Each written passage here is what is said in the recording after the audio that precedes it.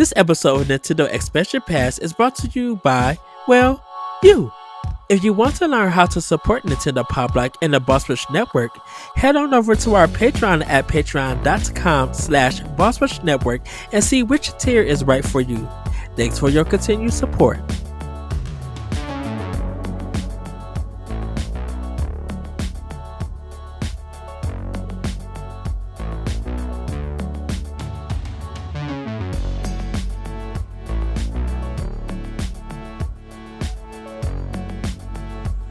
Hello everybody, welcome to Nintendo Expansion Pass here on Boss Rush Games. I'm your host and lots excited interview. Joining me is the one, the only Boss Rush himself, Mr. Corey Dirrig. Hello, good sir. Hey Ed, it's good to be here this evening, this Saturday evening with you. Yes. It's gonna be a good time for the next It is. 35 to 45 minutes, maybe, or longer. Who knows? Who knows? Yes. We was having a discussion and indies came up. Yeah, and I said put a pin in it. We'll talk about it on the next episode. Yes. And we were talking about kind of like the success of the Nintendo Switch and how Nintendo was releasing a lot of great first party, whether there was ports, new IPs, or remakes or remasters of their games. And we also exclusive third party games that have like been on Switch also. But at a point in time, and maybe still, independent games, or indies as we call them, played a huge role in the success of the Nintendo Switch. And I think we're just going to have a talk about how important that role played and why it still matters even for the next console for it. Because I can actually say for 2023 was kind of a down year for indies due to the fact that there were a lot of great first party and third party games, and indies just kind AAA of like games. AAA games, yes, and indies kind of fell away back from past years and stuff. But I think it's going to get back to where they do play a bigger role with it. And I think a lot of that is due to delays in the pandemic, in a sense, for it. But I kind of want to go back, Corey. When did you think indies started playing a huge role in the Switch's success? In the Switch's success? Yes. I think so. We kind of hit on this on the last episode a little bit, but in case you didn't listen to that one, because I'm sure a lot of people tuned out once they listened to us talk about Xbox for 30 seconds. We were talking about how the rise of indies really initially came during the Xbox Live Arcade era, right? With stuff like Braid, and then we ended up getting stuff like Limbo and Bastion, and then when the PlayStation Vita or the PlayStation 4 came out, I guess you would say, like, they had this whole thing revolving around indies, and we ended up getting stuff like Contrast, which that studio is now owned by Microsoft, and Compulsion, and Resogun from Housemarque, which is also now owned by Sony. But then we also started getting stuff like Transistor from Supergiant and Inside, and there's been hundreds of great indies since, right?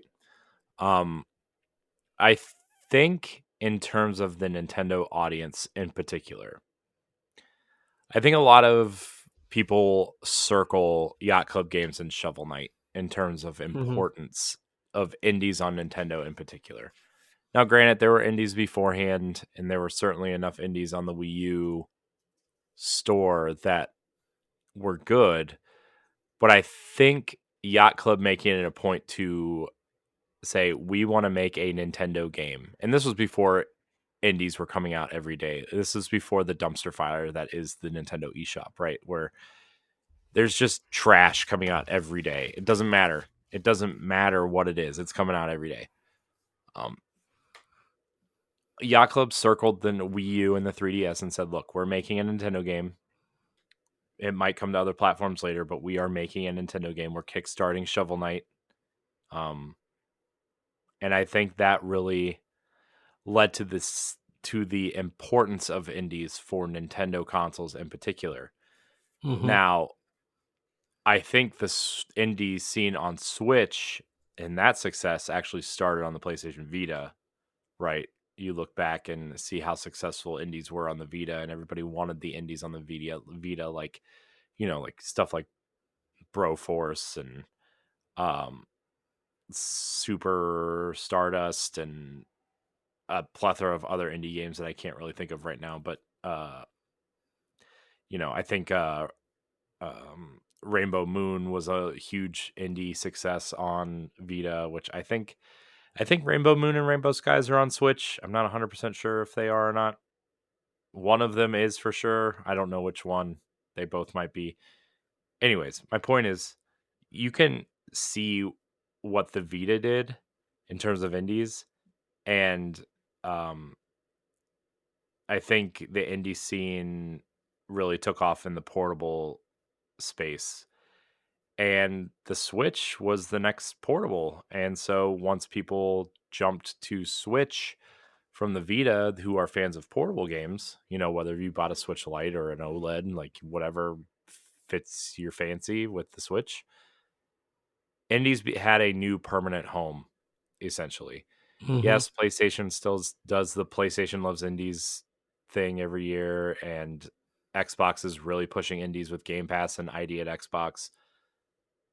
But the Switch is the perfect home for indies. Um, I think a lot of people like to view indies as not in the same vein as cozy games, but like indie games are cozy to play when you like I'm on the couch, I'm watching some show on TV in the background. I can jump into something like, Axiom Verge 2 or Shovel Knight or Hyper Light Drifter, and I know I'm naming games that are like 5, 6, 7 years old at this point, but you know what I'm saying. Like these indies are so important to the Switch, uh, and I think a lot of recent indies found success. I think you look at something like Death's Door from Acid Nerve, right, which we talk about a lot. Didn't start on Switch. It was actually a Game Pass or a Xbox exclusive for a long time. Mm-hmm. Yeah.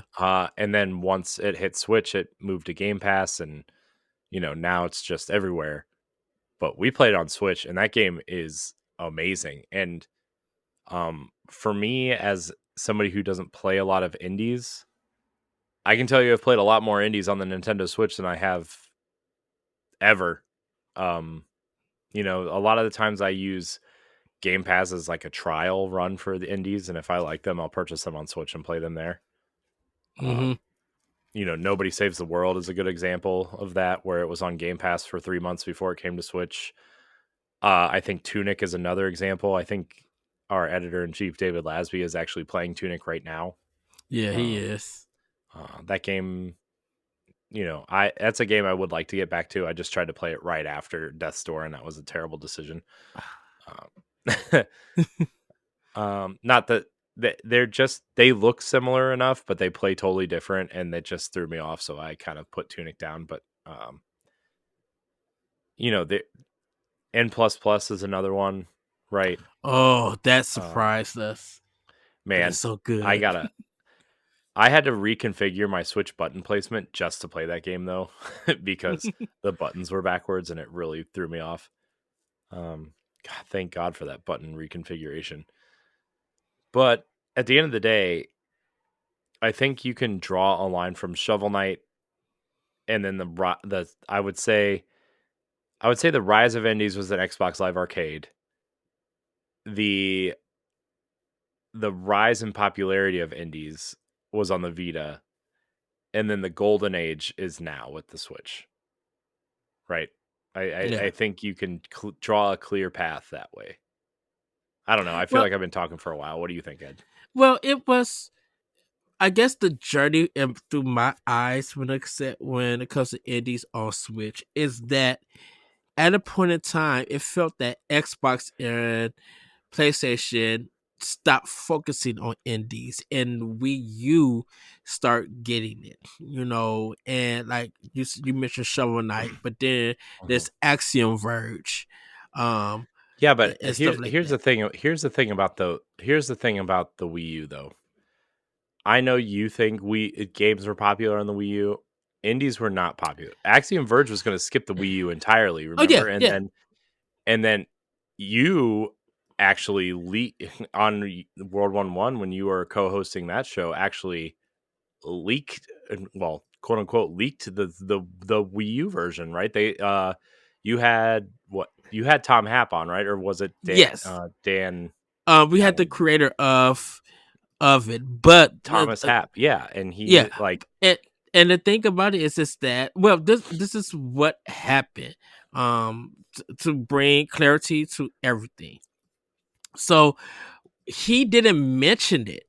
He was or anything. What ended up happening is that we had a conversation and it was off, kind of, don't want to say off the record, but we my other co-host thought he said that it was coming to Wii U. And the thing about it is that I told the co-host, don't say nothing, or if you're going to publish anything, make sure that you listen to the episode to see if he spilled anything. Because I'm like, if you put this out and something happens and it goes completely wrong, we're gonna we're gonna not say be in, well, we'll probably be in trouble, but we're gonna be seen as a way. So when it came out, and even when the episode came out, when all these news outlets start picking it up and everything, that's when they had to break it and say something about it. And I apologize to him and to uh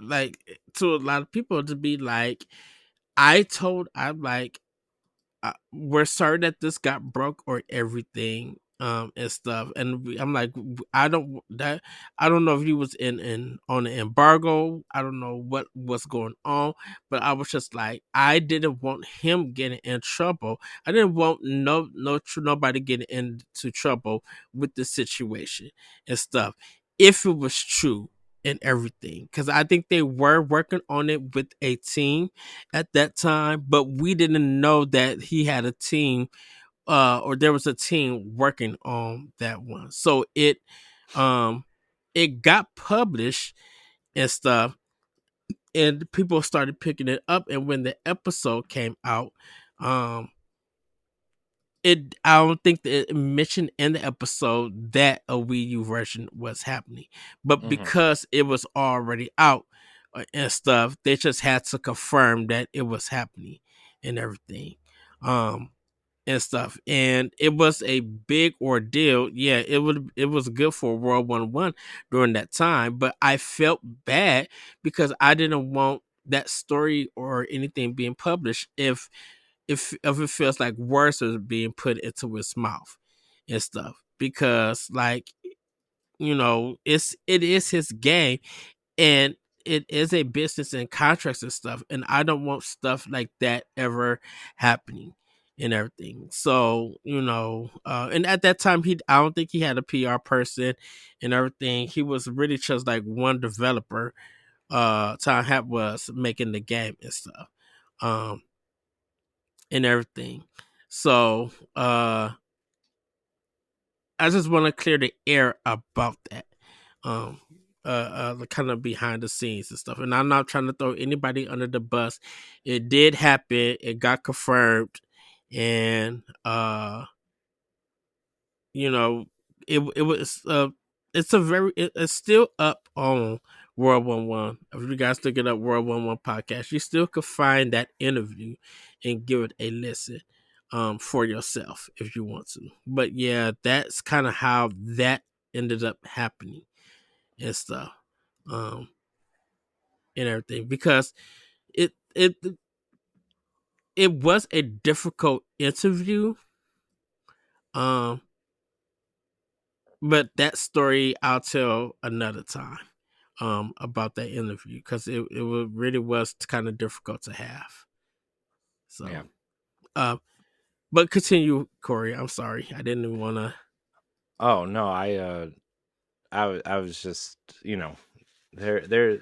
My point is that, you know, I mean, we to be honest with you guys, we had to do something similar with someone we had on one of our spotlight podcasts, which they kind of said something that was happening, but it hadn't been announced yet, and I had to cut it. I cut it from our show, right? Because like what we do with when we have a studio or developer on for our spotlights, I will often send them their interview for a review before we publish it, Mm-hmm. just to make sure there's nothing, because like I take notes during the interviews, but like they don't usually like stop the conversation and say, oh, I shouldn't have said that or whatever. So if there's anything that's common, like that needs cut, I usually just send it, or I'll just cut it for them, and they were really nice about it. They said, hey,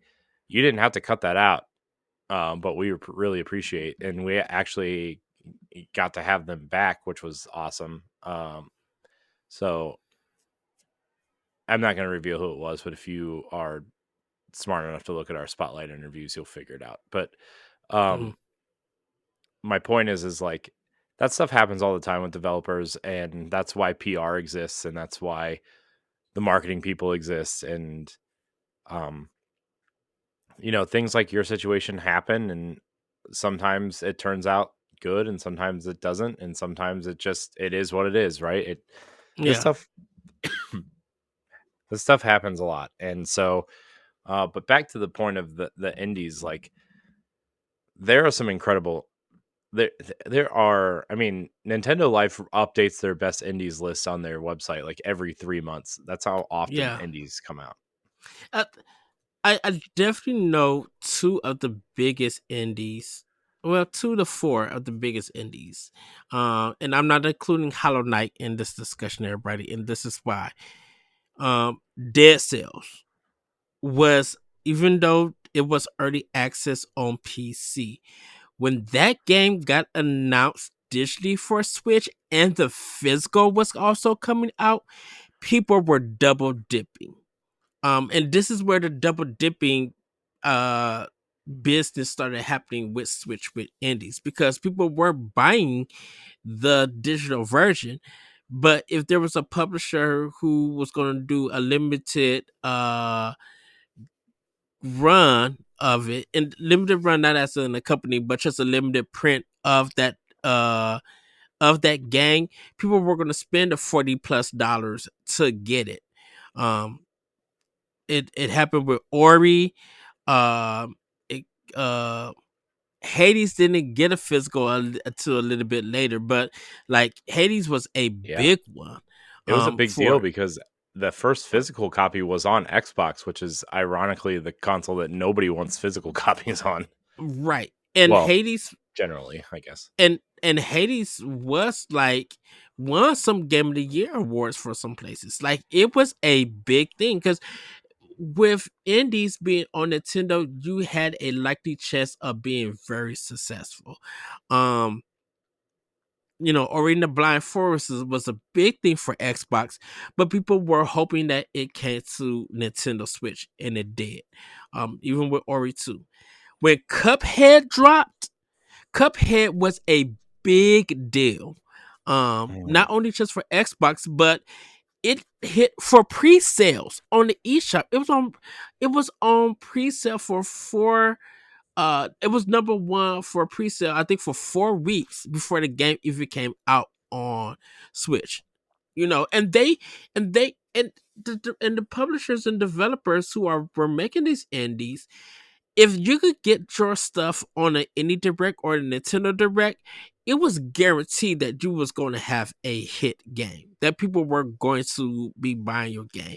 And if a physical was coming, they were going to double dip and get it. Devolver Digital, man, the indies that come out from the games that came out from because Devolver Digital was just publishing indie games and stuff, Mhm. and they were it was original IPs for it. You know, I always talk about Greek. Greek came out of nowhere. It was that beautiful animation, just the music, and I'm like, oh, I need to get this. And Digital Devolver Digital was becoming like they were joking around during the E3s, but they were a serious company, but that people could guarantee that you were going to get a great game from, you know, all new IP, weird and wacky. It was they were doing their own thing. And that was a big success. It's still a big success for a Nintendo Switch. Like Mhm. it was really, really big. Yeah. Man, there's so many good games on the Switch, man. I'm just going through like this list on Nintendo Life. Man, shout out to Nintendo Life, by the way. I know they're like bigger now. I mean, Mhm. they've been big for a while, but like they do such a great job of just curating the news and having great lists, updated lists. They like that whole suite of websites. I don't know who owns them, honestly, but like Pure Xbox and Push Square, Yeah. uh Hookshot Media owns them. Um good for Nintendo Life, man. Like they are doing the thing better than anybody, I would say, in this space. I wish I wish our website was like half as good as theirs, a quarter as good as theirs, because it's if you need to find like, oh, I like Metroidvanias, they have a guide for best Metroidvania games on the Switch, and there's like 30 of them on this list, right? Like the top ones. And then they're just shout out to them, man. Shout out to Yeah. Nintendo Life, Push Square and Pure Xbox also. Xbox. I Those I they're use great them too. daily. I use those websites daily before even before I go to people like IGN or Game Informer, like it's Nintendo Life and Push Square and Pure Hmm. Xbox. Yeah. You know, cuz like even if it's not their story, they still have a story, like they'll have like, oh, well, this was Video Game Chronicles story, but here's a paragraph that's kind of summarizes the story, and then they'll link out to Video Games Chronicle, and then you can read the whole story there. And it's just Just so good. there. This website they have the best source of Nintendo stuff ever. Hmm. Good on them.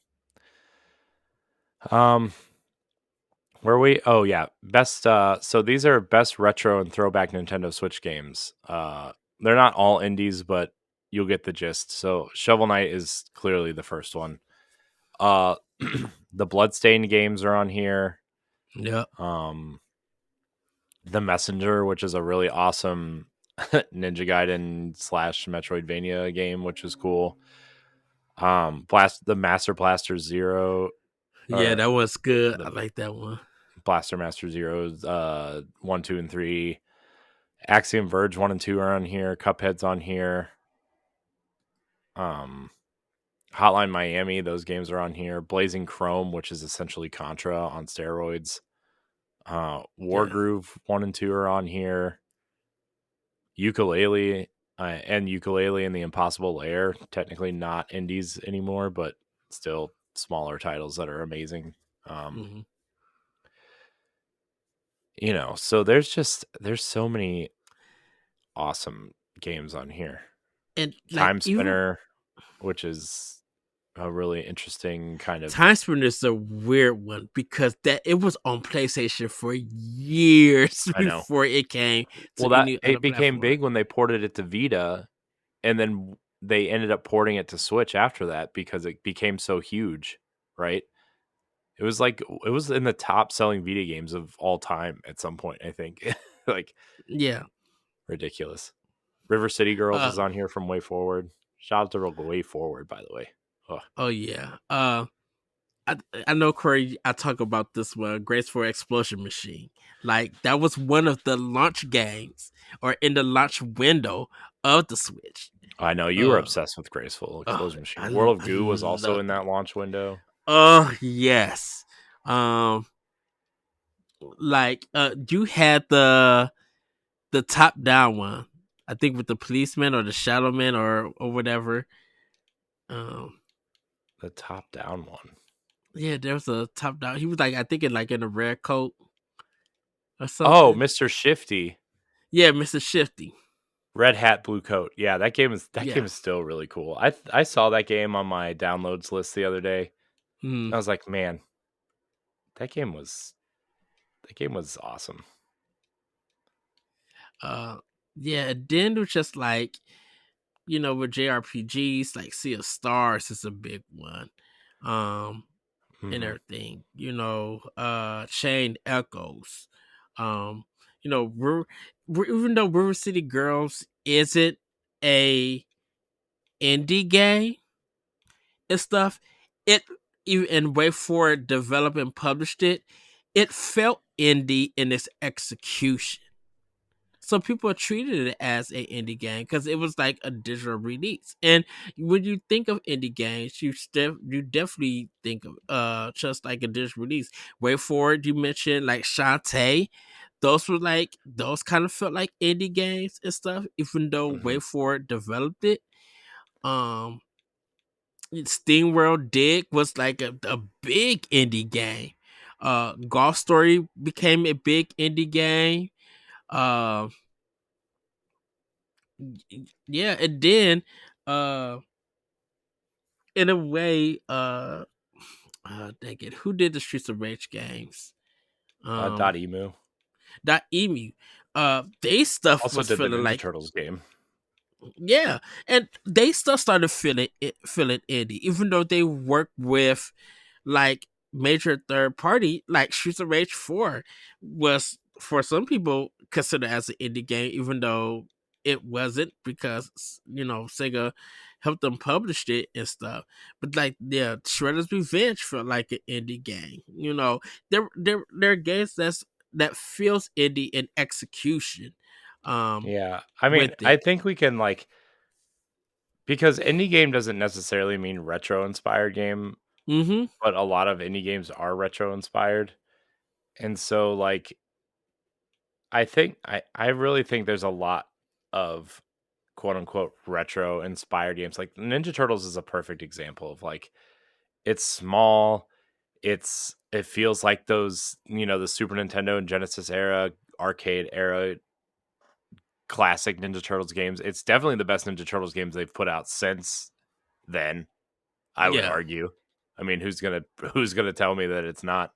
Um, I mean, you the know, Turtle Collection is good. the Turtle Collection is fire, man. The Cowabunga Collection and Yeah. just it's so good, man. If you want to see how you can become a Patreon producer, head on over to patreon.com/BossRushNetwork. The Patreon producers for this month are Adriel Munger, Celeste Roberts, Christian S., Sana Dirrig, Francisco Santillan, and Todd Oxtra. Thanks for your continued support of the Boss Rush Network and our family of podcasts. The Mummy Demastered. Like, oh goodness, Tetris Effect.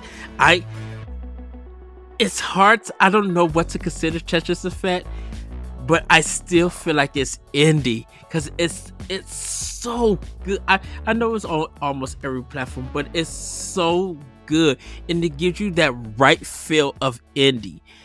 Even with this polish, and I think it's because of the music matching it and stuff. Yeah. Untitled Goose Game, like the phenomenon with that game after they showed it in the Nintendo Direct. And I think it was called Untitled Goose Game when it got announced. No, it Mhm. wasn't. They just I showed think it. it was. I think it was just. I don't remember where they showed it first, but the first time it was shown, it was not called Untitled Goose Game. I think it was called just The Goose Game, or Project Goose or something. Yeah, it did online. Everybody just started calling it Untitled Goose Game, and then the memes and all of that. Like that was a phenomenon when that trailer came out. And then even when the game came out, everybody was talking about it. Yeah. And stuff. And I'm like, I'm not even going to deny Nintendo even put in their own indie style games, like with Good Job and the wonderful Box Boy games, like um Box Push Boy Mode. is Even though amazing. Push Mode's 3DS, it needs to put the Push Mode games need to be on Switch. I'm sorry, it needs to be on this console.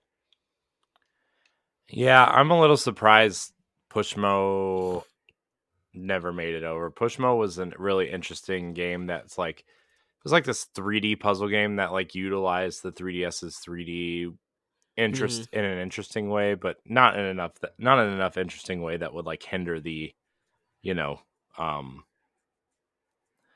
if you put it on Switch it wouldn't like you would never notice. You know what I mean? Like it was just one of those types of things. I'm happy that the Guacamelee games came to Switch. Like, Yeah, uh, Guacamelee is another one. Guacamelee was one of the first games I ever covered.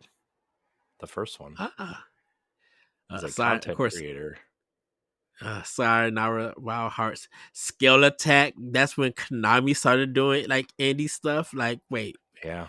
this game is a Oh, this remember game is. Konami released the Bomberman game at Switch launch, Oh yeah. Super Bomberman, and they're making another one apparently, or is it out already? Um, I think part two is out, but I think there's a new one that, like you said, coming out and stuff. Yeah, well, they Uh, made that online one, which was like weird, right? But also yeah. like they also made shoot, they made the online one in that first one. Yeah, Bomberman R2 is out. So uh Square Enix doing like Anunnaki and what is the my favorite one, the Tales, the Voice of Cards, like that was a big one with the series. Like before like Octopath Traveler came out, they were putting small JRPGs that were, even though they were coming from Square Enix and their teams and stuff, they were still indie and once again in its execution. Shout out to Matt because he likes Paradise Killer, which is a great one. Um, Nine Parchment was a good one. Neon White was a great one from last year and stuff. Like yeah, there were just so much on Switch. It's still so much on Switch, and it's just like from 17 to I think 2022, you could always depend on indies being great and indies being time exclusive on Switch before they even came to other platforms and I mean, stuff. a lot of them were that way. I mean, the big story too is that like once the Switch took off, every indie game wanted to be on Switch because um they it would I mean, the big example, I don't really know how to put it into words directly, so I'm going to use this story as an example. Um Blossom Tales, the studio behind Blossom Yeah. Tales. What are they called? Castle something. Hold on, I got to look them up. Oh, what is the indie game that was $5 that was in Japan? Um, Kamiko. Kamiko. Like that was a big one because that's when they announced that Nintendo, the Switch was region free. People were going to Nintendo eShop Japan to buy that game to play on the Switch, and then like a week later, it got an American release. Like that was Mhm. huge. Yeah. So the studio Castle Pixel, that's right. I wanted to say Castle Bit, but I knew that wasn't right. Castle Pixel, put the game out on Steam and they didn't sell enough copies on Steam and they were going to have to like end development and they ended up putting it on Switch and sold something like 8 times as many copies on Switch as they did on Steam, and it ended up not only allowing them to keep the studio open, but they made a pretty successful sequel that was published by Team 17 afterwards. Mm-hmm. Um, and the Blossom Tales games are really good. I highly recommend them if you like games like Link to the Past and 2D Zelda games. Like it's I mean, the first one is a total rip off of A Link to the Past. They even like make the joke at the beginning of the game, right?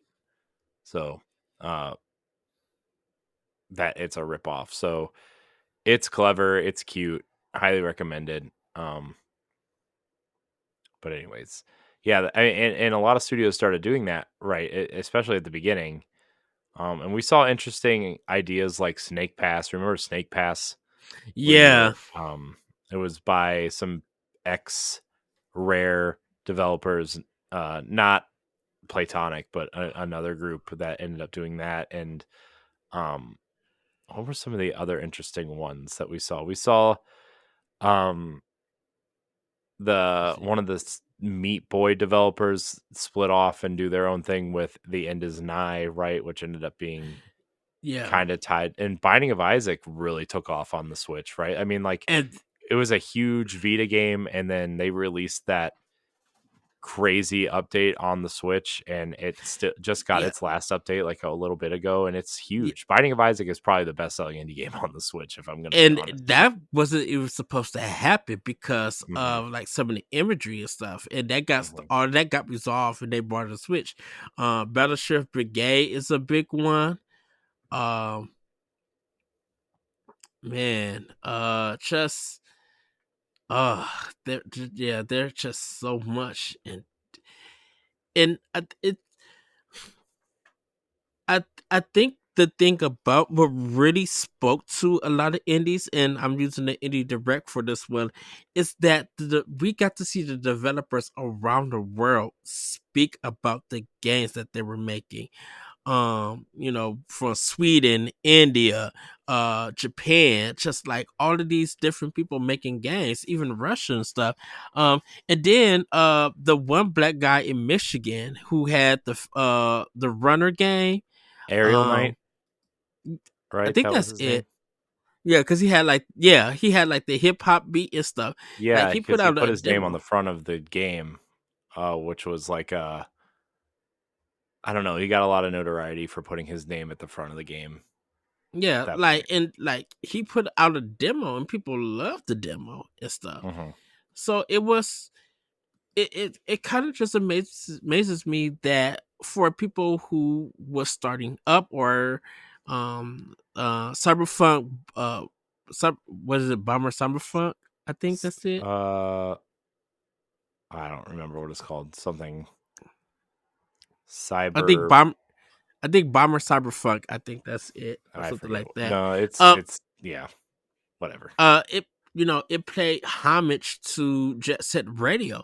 Like you would see games like that and stuff, and even with some of them coming to PC, they would come to Switch, and like you said earlier, that was helping companies like stay in business, get a recognizable name and everything. You was in the prestige of Nintendo if you were in a showcase and stuff.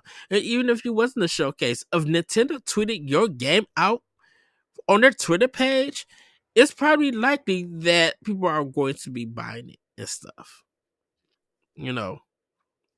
Yeah, yeah, So and I can definitely tell you that the Switch got me because I mean, you know me, I'm not a big indie person at all. I think mhm.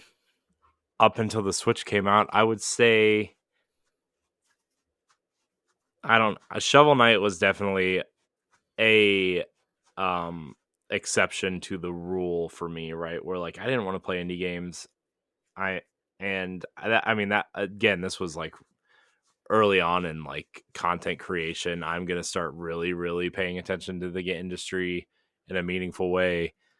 Um, and I'm still like I still like have that in my head where like indie it's I don't want to play a 2D game. I don't want to do this, but like when I force myself to play things like Death's Door is like the greatest example for me aside from Shovel Knight where like Death's Door went from I don't really want to play this. It looks kind of weird and I don't want to try it, to being a top 25 game of all time for me, probably.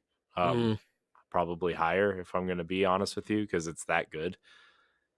And so it's the Switch has really changed my perspective on that too. Because they're cheap. I can use my gold points on cheaper games. They're on sale all the time. I found quite a few gems. Hook is another great example. Oh, how could I Um, forget about Hook? which was like Dude, this. What was it, like $3 or something? it was $2. It was like Yeah. $1.99. Uh-huh. And you played it and you were just like, Ed, you need to get Hook. It's only $2. I got it because we talked about it after the Nintendo Power Block recording. I got it in like half of my Sunday. I was off work playing that game, getting through levels. I'm like, Corey, where are you at a Hook? Like, I Mm-hmm. was hooked on Hooked. Yeah. It was Hook is an incredible. It's we haven't talked about it in probably years at this point, but Yeah. Hook is basically just like a really crazy like lock picking simulator. But it's all monochromatic line art, and so you are picking these, kind of odd looking locks with mechanisms and stuff, and you have to get the circles to turn without hitting the sticks, and you only have a certain amount of tries, and it gets really challenging once you get into like levels 30s and 40s, right? Like Mm-hmm. it's really difficult, but also a really awesome game, and everybody should go play Hook right now. $2. Come on, you're gonna spend more than that in coffee in the morning. So Right. let's be honest. You guys are gonna go into your gas station, your Sheets or your Get Go or your Wawa or your whatever's out west, Stop and Shop, Go and Throw, whatever you want to call them, and spend $6.99 on your cup of coffee. Go buy Hook on the Switch. You'll be glad you did. So, Corey, anything else about Yeah, indie games? I'm getting my Switch real quick because I, I want to shout some more out because I know there's plenty of them. Oh man, Ninja Turtles, man, what a great. Let's see that I forgot that they put Cruise and Blast on the Switch. Jeez, oh, they were not very good. I wanted that game to be really good, man, but it is just not. Super Meat Boy and Super Meat Boy Forever are also really great games. Our old friend Matthew Keel turned me onto those. Hold on, let me go to my re-download list here. Spirit Ferris, that's a good one. Ape Out was interesting. Was that Yeah. kind of music based level based music rhythm style game? Oh boy, man, I have so many games on Switch. Bad North was really good. I loved Bad North, which was it's like a it's like a bite-sized real-time strategy game where you're building a fort as people are coming to attack your island, and you have to Uh-huh. save these forts within, and like matches really only last about 10 minutes. I'm just kind of blazing through my list here. Man, I have so many Switch games. Dicey Dungeons was a good one. Oh, Celeste. How did we forget about Celeste? Oh, so that's just great. Yeah. But I still haven't picked it up or anything. Of Um, course, Just Shapes and Beats for me because the music is the music is so banging and it's so challenging, and I yeah, love that. that year I went to PAX. I don't know what 2017. What year was my 18, I daughter born? think. 2018. Yeah, because it was right before my daughter was born. They had this whole stage set up for Just Shapes and Beats, and they were playing all the music, and they had it was like a DJ playing just the music from Just Shapes and Beats. It was awesome. You would have loved it. Shout out to Crosscode, which was really good. Yes. Um, That's the one that got delayed a lot before it came to Switch. It didn't yeah, show up. It was really good though. Let's see. Um, oh, Fast RMX is really good if you're looking for something that will, you know, F-Zero mixed with Wipeout sort of Hmm. Yeah. vein. Shane likes a short hike. That one was good. Um, Felseal the Arbor's Mark is like a true love letter to Final Fantasy Tactics. If you should definitely play that if you're into Fire Emblem. It's an incredible game. It also has a $5 DLC that's also worth picking up. Um, uh, Bomb Chicken is one. It's kind of like a old school Bomberman, but you're a chicken with platforming to get mhm. through to the end. Like, and you instead of you birthing eggs, you're birthing bombs Did we and did stuff. we mention Iconoclast? No, we did not. Oh, I love Iconoclast. Everybody, Yeah. it is it is a Metrovania game, but I recommend you guys play that game because the story is deep. And I mean it got some good challenges and some great bosses artwork. Um it was made, he has another game that he made because it's it's from one developer. Go ahead, Corey. Oh, I was waiting for you to be done talking about Iconoclast. Um, I'm trying to find the video game. Um, Hmm. let's see.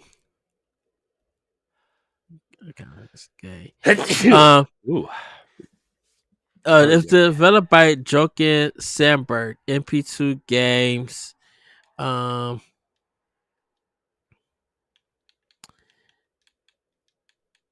yeah, he made Iconoclast and No to Love to Devotion or Devolution. Um, Hmm. like he developed the game and he does the music for it. Hmm. Um, Okay, cool. Um, I want to shout out Bishop Games Lightfall, not Destiny 2 Lightfall, but a game literally called Lightfall that it was also one of the first games I ever covered. Jesse really loved it too when we talked about it early on in the show's life. mhm. Let's see what else here. Uh, And Bento, that's a game Celeste got me hooked on. yeah, Minute is a good one. yeah. I Um, want to shout out the Ocean Horn games if you're a Zelda fan. I need to buy part two. Yeah, I haven't purchased part two either. Part one though is just it's basically a top-down Zelda. It's really Hmm. good. Not really indie games, but shout out to some of the Oddworld games. I know Lorne Lanning rubs people the wrong way, including me sometimes, but Stranger's Wrath is an incredible video game, and his new one, Soulstorm, is actually pretty good too. Yeah. Uh, Oddworld New and Tasty is just a remake of the first one. So, Oxenfree, and I guess subsequently Oxenfree 2, but the first one is actually really, really great. Shout out to that. Yes. Um, let's see, what else am I missing here? Uh, Raji an Ancient Epic, which is it's a really interesting take on Indian warriors, like the the country of India, not um not a Native American in what most people know as Indians in America. It's really an interesting game. Shout out to them. It was made by an Indian team as well, which is really cool. You brought up Sea of Stars. Smooshy Come Home. Shout out to them. Some Humble Onion was on our podcast, on the Boss Rush podcast, uh, probably mid to late last year. talking about this game. So Uh, Binary Star Infinity is a shoot 'em up. It's kind of black, white, and red. Um, what comes after? Uh, I like how we're just sitting here scrolling through our switches to name off some indies. Cyber Shadow. Yeah, Cyber That's Shadow was a awesome. really, really good one. Music is okay, but it's like it's very. I think this was Yacht Club's first published game, Mm-hmm. that they didn't develop Yeah, and everything. Uh, yeah. The SteamWorld games are all pretty good. SteamWorld Dig uh 1 and 2, SteamWorld Heist, SteamWorld Build just came out, so that might be mhm. something somebody could check out. Uh, Murder by Numbers. oh god, Oh, this is a game that I love. Um, and the reason why I say is you play Sudoku, for part of the challenges, but it also has a mystery, kind of like a Phoenix Wright kind of look, feel to it. There's like four cases, um, and like it, it just it's so good to experience, like, and it's funny writing and stuff like that. Like they have a case about, queer and trans that's really, really good. Like it's just so great of that game. So yeah, Murder by Numbers. Oh dang it, just love oh, that one. I ran out of water again. Let's see here. I had a couple here too. The Gardens Between is a really fun puzzle, interesting puzzle game. Yes. Heartfelt story. Really recommend that. The uh King's Bird is also another game that's kind of like, if you like Celeste, you'll like the King's Bird. It's essentially the same thing. Um, the Last Campfire, which was done by Hello Games, the people who did No Man's Sky, but it was their smaller project. Love The Last Campfire. hmm and then something, Ed, that we covered a lot at the initial Switch kind of thing. Wonder Boy: The Dragon's Trap. Not really Yes. an indie game, but like a remake of the Master System game, which was like odd that they chose the third one to remake first. uh, yeah, man. I mean, there's a lot of great indies out there. Windbound is something that if you liked Wind Waker, but also like some of the survival elements of Breath of the Wild, that might interest you. Got a Robo, Got a Yep. Roboto is a good one. Yeah, the cat in the robot suit. Yes, that one is really good and it's funny. Um, I can't believe you printed out Warframe. a Pow Block podcast sign and put it on your on your wall. Oh, I got to do the other one for this wall. Uh, Just do you need what kind of poster do you want? Just tell me what you want and I will send you a graphic for it so you don't have to like crop it or anything. I didn't crop it. Well, yeah, I did crop this one That one because you the did. top part. Yeah. So Well, I yeah. need the shirt Power Block podcast one. Like, Yeah, what you um, need is to buy the shirt. I know I got to. It's on my to do list because I got to get when you come back and everything. I think I'll definitely have it and stuff Yeah. because I need some new Pop Rock stuff and everything. Man. Dude, I gotta say, man, these the new, and I know there are shirts and everybody's just be like, whoa, they're your shirts, you're promoting them, but dude, They're so the new good. designs are fire, man. I love them. Dude. I love them so much. Oh, uh, Man, I but I it's the I oh love the the women's rights support shirt. Just the gradient pink is just, I don't know what it is about that. It just looks amazing.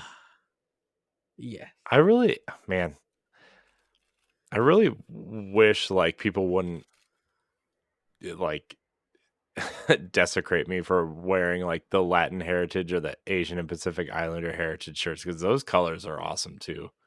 They really are. I really love the Asian and Pacific Islander color scheme. Oh, that like off red / orange color and like the turquoise and the yellow. Oh, it's so good. It looks so good. Man, I'm proud of myself. Self 5. Yes. That's right. I self 5 myself. Get out of here. Look, I give you props. Not you. I'm talking to the audience who maybe yelled at me. Oh, wow. Well, Corey, I think we can wrap it up here. But yeah, everybody, there's going to be more great indie games coming out.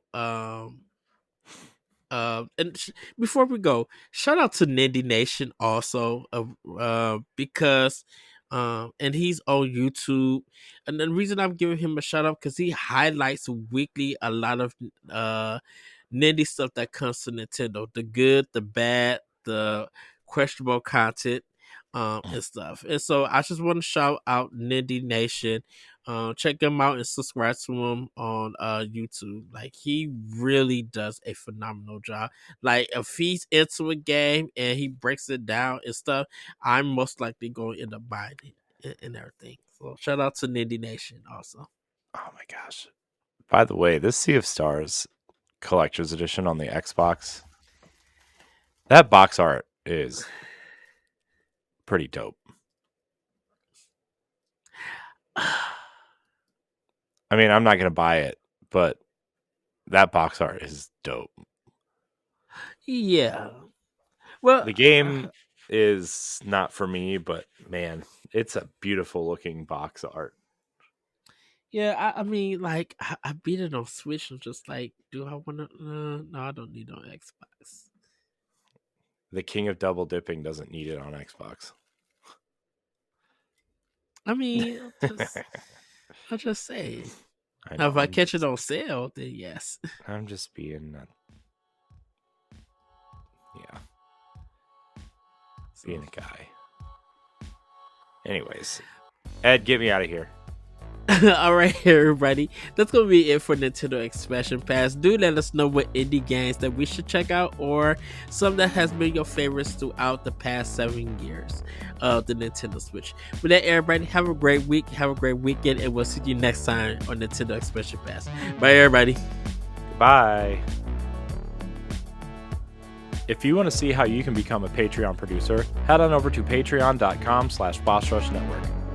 The Patreon producers for this month are Adriel Munger, Celeste Roberts, Christian S., Sana Dirrig, Francisco Santillan, and Todd Oxtra. Thanks for your continued support of the Boss Rush Network and our family of podcasts.